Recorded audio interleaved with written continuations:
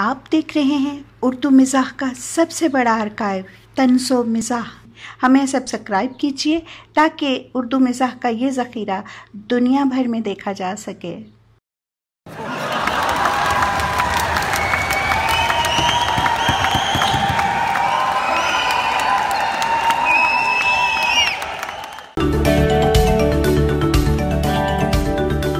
इल्मुल हैवानात के प्रोफेसरों से पूछा, सरवतरियों से दरियाफ्त किया, खुद सर खपाते रहे, लेकिन कभी समझ में न आया कि आखिर कुत्तों का फायदा क्या है। गाय को लीजिए, दूध देती है, बकरी को लीजिए, दूध देती है और मेंढियां भी।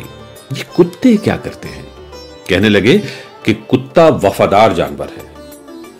अब जनाब, वफादारी अगर इसी का नाम है कि शाम के 7 बजे से जो भौंकना शुरू किया तो लगातार बगैर दम लिए सुबह के 6 बजे तक भौंकते चले गए, तो हम लंडूरे ही भले। कल ही की बात है कि रात के 11 बजे एक कुत्ते की तबीयत जो जरा गुदगुदाई तो उन्होंने बाहर सड़क पर आकर तबरा का एक मिसरा दे दिया। एक आध मिनट के बाद सामने के बंगले में से एक कुत्ते ने मतला अर्ज कर दिया। अब जनाब, एक कोना मश्क उस्ताद को जो गुस्सा आया, एक हलवाई के चूल्हे में से बाहर लपके और भिन्ना की पूरी गजल मख्ता तक कह गए। इस पर शुमाल मशरक की तरफ से एक कद्र शनास कुत्ते ने जोरों की दाद दी। अब तो हजरत वो मुशायरा गर्म हुआ कि कुछ ना पूछिए। कमबख्त बास तो 2 गजलें 6 गजलें लिख लाए थे, कई एक ने फिलबदी कसीदे के कसीदे पढ़ डाले।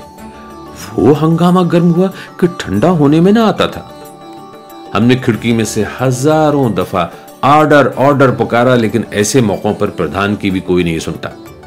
अब इनसे कोई पूछे कि मियां, तुम्हें ऐसा ही जरूरी मुशायरा करना था तो दरिया के किनारे खुली हवा में जाकर तबाह आजमाई करते। ये घरों के दरमियान आकर सोतों को सताना कौन सी शराफत है? और फिर हम देसी लोगों के कुत्ते भी कुछ अजीब बदतमीज वाक़े हुए हैं। अक्सर तो इनमें से ऐसे कौम परस्त हैं कि पतलून कोट को देखकर भौंकने लग जाते हैं। खैर, ये तो एक हद तक काबिल तारीफ भी है, इसका जिक्र ही जाने दीजिए। इसके अलावा एक बात और है, यानी हमें 12 डालियां लेकर साहब लोगों के बंगलों पर जाने का इत्तेफाक हुआ। खुदा की कसम, उनके कुत्तों में वो शाइस्तगी देखी है कि अश अश करते लौट आए हैं। जो ही हम बंगले के दरवाजे में दाखिल हुए, कुत्ते ने बरामदे में खड़े खड़े एक हल्की सी बख कर दी और फिर मुंह बंद करके खड़ा हो गया। हम आगे बढ़े तो उसने भी 4 कदम आगे बढ़कर एक नाजुक और पाकीज़ा आवाज में फिर बख कर दी। चौकीदारी की चौकीदारी, मौसीकी की मौसीकी। हमारे कुत्ते हैं कि न राग न सुर, न सर न पैर, तान पे तान लगाए जाते हैं। बेताले कहीं के, न मौका देखते हैं न वक्त पहचानते हैं, बस गलेबाजी किए जाते हैं। घमंड इस बात पर है कि तानसेन इसी मुल्क में तो पैदा हुआ था। इसमें शक नहीं कि हमारे ताल्लुकात कुत्तों से जरा कशीदा ही रहे हैं, लेकिन हमसे कसम ले लीजिए जो ऐसे मौके पर हमने कभी सत्याग्रह से मुंह मोड़ा हो। शायद आप इसको ताला समझें, लेकिन खुदा शाहिद है कि आज तक कभी किसी कुत्ते पर हाथ उठ ही ना सका। अक्सर दोस्तों ने सलाह दी कि रात के वक्त लाठी छड़ी जरूर हाथ में रखनी चाहिए कि दाफे बलियात है, लेकिन हम किसी से ख्वामख्वा अदावत पैदा करना नहीं चाहते। हालांकि कुत्ते के भौंकते ही हमारी तभी शराफत हम पर इस दर्जे गलबा पा जाती है कि आप हमें अगर उस वक्त देखें तो यकीनन यही समझेंगे कि हम बुज़दिल हैं। शायद आप उस वक्त ये भी अंदाजा लगा लें कि हमारा गला खुश्क हुआ जाता है। यह अलबत्ता ठीक है।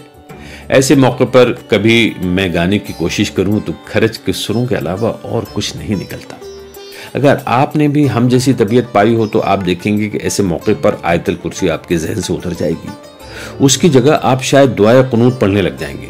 बाज औकात ऐसा इत्तेफाक भी हुआ है कि रात के 2 बजे छड़ी घुमाते थिएटर से वापस आ रहे हैं और नाटक के किसी न किसी गीत की तर्ज जहन में बिठाने की कोशिश कर रहे हैं। चूंकि गीत के अल्फाज याद नहीं और नौमश्की का आलम भी है, इसलिए सीटी पर इक्तफा की है कि बेसुरे भी हो गए तो कोई यही समझेगा कि अंग्रेजी मौसीकी है।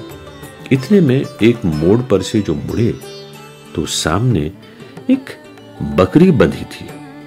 जरा तसव्वुर मुलाहिजा हो, आंखों ने उसे भी कुत्ता देखा। एक तो कुत्ता और फिर बकरी की जिसामत का, गोया बहुत ही कुत्ता। बस हाथ पांव फूल गए। छड़ी की गर्दिश धीमे होते होते एक निहायती नामाकूल जाविये पर हवा में कहीं ठहर गई। सीटी की मौसीकी थर थर आकर खामोश हो गई, लेकिन क्या मजाल जो हमारी थूथने की मखरूती शक्ल में जरा भी फर्क आया हो। गोया एक बेआवाज लय अभी तक निकल रही थी। टिप का मसला है कि ऐसे मौकों पर अगर सर्दी के मौसम में भी पसीना आ जाए तो कोई मुज़ायका नहीं, बाद में फिर सूख जाता है। चूंकि हम तबन जरा मोहतात हैं, इसलिए आज तक कुत्ते के काटने का कभी इत्तेफाक नहीं हुआ, यानी किसी कुत्ते ने आज तक हमको कभी नहीं काटा। अगर ऐसा सानेहा कभी पेश आया होता तो इस सरगुज़िश्त के बजाय आज हमारा मरसिया छप रहा होता। तारीखी मिसरे दुआया होता कि इस कुत्ते की मिट्टी से भी कुत्ता घास पैदा हो।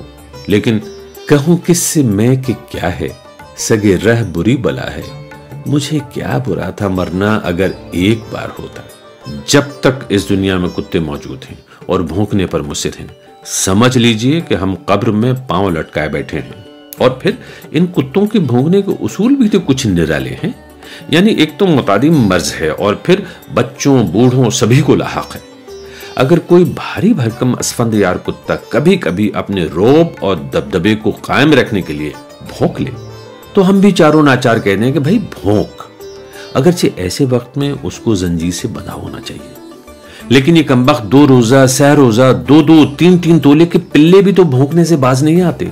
बारीक आवाज, जरा सा फेफड़ा, उस पर इतना जोर लगाकर भौंकते हैं कि आवाज की लर्जिश दुम तक पहुंचती है और फिर भौंकते हैं चलती मोटर के सामने आकर गोया उसे रोक ही लेंगे।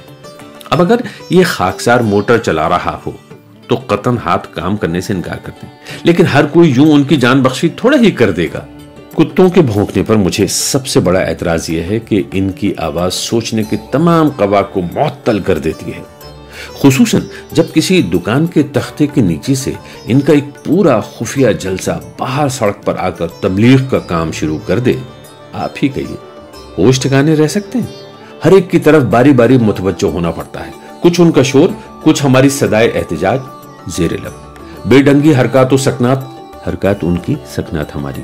इस हंगामे में दिमाग भला खाक काम कर सकता है? अगरचे ये मुझे भी नहीं मालूम कि अगर ऐसे मौके पर दिमाग काम करे भी तो क्या तीर मार लेगा।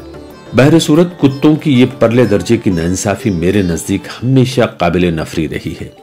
अगर उनका एक नुमाइंदा शराफत के साथ हमसे आकर कह दे कि आले जनाब सड़क बंद है, तो खुदा की कसम हम बगैर चूनो चरा के वापस लौट जाएं। और ये कोई नई बात नहीं है, हमने कुत्तों की दरखास्त पर कई रातें सड़कें नापने में गुजार दी हैं। लेकिन पूरी मजलिस का यूं मुत्तफका व मुत्तहदा तौर पर सीना जोरी करना एक कमीना हरकत है। क़ारीन कराम की खिदमत में अर्ज है कि अगर उनका कोई अजीज व मोहतरम कुत्ता कमरे में मौजूद हो तो ये मजमून बुलंद आवाज से ना पढ़ा जाए। मुझे किसी की दिलशकनी मतलूब नहीं। खुदा ने हर कौम में नेक अफराद भी पैदा किए हैं, कुत्ते इस कुलिये से मुस्तस्ना नहीं। आपने खुदा तरस कुत्ता भी जरूर देखा होगा। उमूमन उसके जिस्म पर तपस्या के असरात होते हैं। जब चलता है तो इस मिस्कीनी और उज्ज से गोया बारे गुनाह का एहसास आंख नहीं उठाने देता। दुम अक्सर पेट के साथ लगी होती है। सड़क के बीचों बीच गौर व फिक्र के लिए लेट जाता है और आंखें बंद कर लेता है। शक्ल बिल्कुल फिलोसफरों की सी और शिजरत देव जोन्स कल्बी से मिलता है।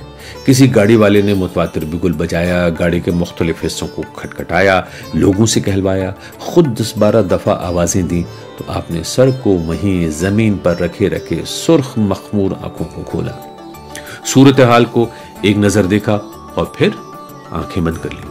किसी ने एक चाबुक लगा दिया तो अपने निहायत इत्मीनान के साथ वहां से उठकर एक गज पर जा लेटे और ख्यालात के सिलसिले को जहां से वो टूट गया था वहीं से फिर शुरू कर दिया।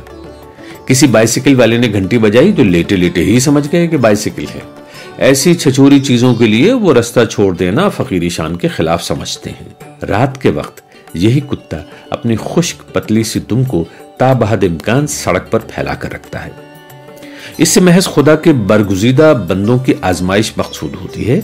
जहां आपने गलती से इस पर पांव रख दिया, उन्होंने गैज़ो गजब के लहजे में आपसे पुरसिश शुरू कर दी। बच्चा फकीरों को छेड़ता है, नजर नहीं आता हम साधु लोग यहां बैठे हैं। बस इस फकीर की बद्दुआ से उसी वक्त राशा तारी हो जाता है। बाद में कई रातों तक यही ख्वाब नजर आते रहते हैं कि बेशुमार कुत्ते टांगों से लिपटे हुए हैं और जाने नहीं देते। आंख खुलती है तो पांव चारपाइन के अदवाइन में फंसे हुए होते हैं। अगर खुदा मुझे कुछ अरसे के लिए आला किस्म के भौंकने और काटने की ताकत अता फरमाए तो जुनून इंतकाम मेरे पास काफी मिकदार में है। रफ्ता रफ्ता सब कुत्ते इलाज के लिए कसौली पहुंच जाएं। एक शेर है, उर्फी तुमिंदेश जखू गाय रकीबा आवाज़ सगा कम न कुनद रिस्क गदारा। ऐ उर्फी तो रकीबों के शोर व गुल से परेशान न हो, क्योंकि कुत्तों के भौंकने से फकीर का रिस्क कम नहीं होता।